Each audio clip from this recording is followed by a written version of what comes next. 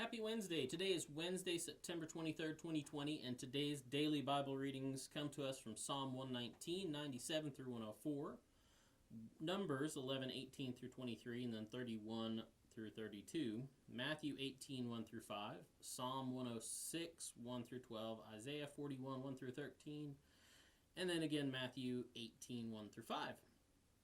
And today we're going to look at that place in Matthew where the disciples are up to their usual misguided shenanigans, and ask all the wrong questions. So it says that at that time the disciples came to Jesus and asked, "Who is the greatest in the kingdom of heaven?" So who is the greatest in the kingdom of heaven, or the kingdom of God?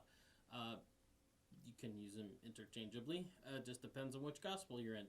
But that's kind of the wrong question to be asking Jesus, in case you hadn't already figured that out. And you would think that they might already have a guess that the answer to that question might be, just off the top of my head, well, God.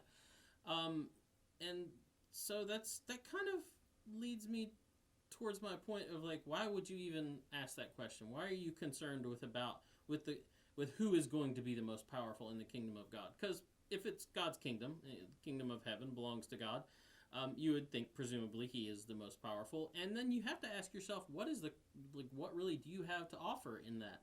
I think maybe they were still confusing the kingdom of heaven with, something like the kingdom of David or the kingdom of Solomon, looking back to these great and glorious days where men ruled the kingdom of Israel, and they did mighty things and mighty deeds and mighty acts. If you go back and you look at the stories of King David, and that we have in like Kings and Chronicles and First and Second Samuel, but the stories of David, like, you actually get a list of David's mighty men, right? And these would have been the guys who were the greatest in David's kingdom, right? And these were men, matter of fact, it lists out the deeds that they did, all these great and mighty and powerful deeds that they had done for David. These were the reasons why David had them in his inner circle. These are the reasons why he kept them close and called them his mighty men, his mighty warriors, because they had done, because of and out of their power and strength, great things for him, for his benefit. But what power do we have? What mighty deeds can we really do for God?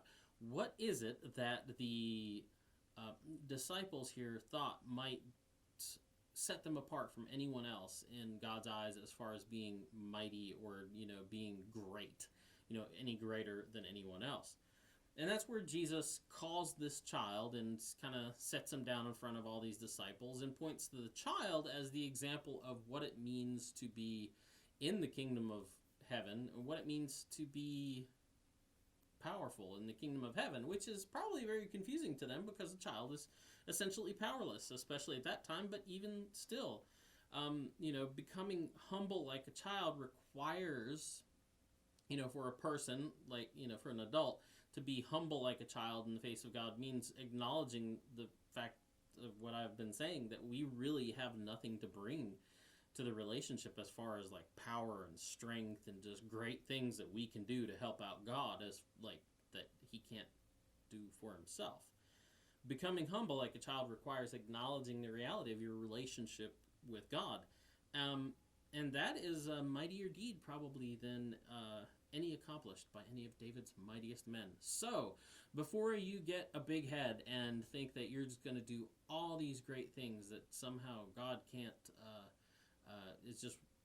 can't do without you, realize that that's not the relationship that we have with God. That it's not that to be great in His kingdom is, as Christ says, is about becoming humble like this child, and that's what makes you the greatest in the kingdom of heaven.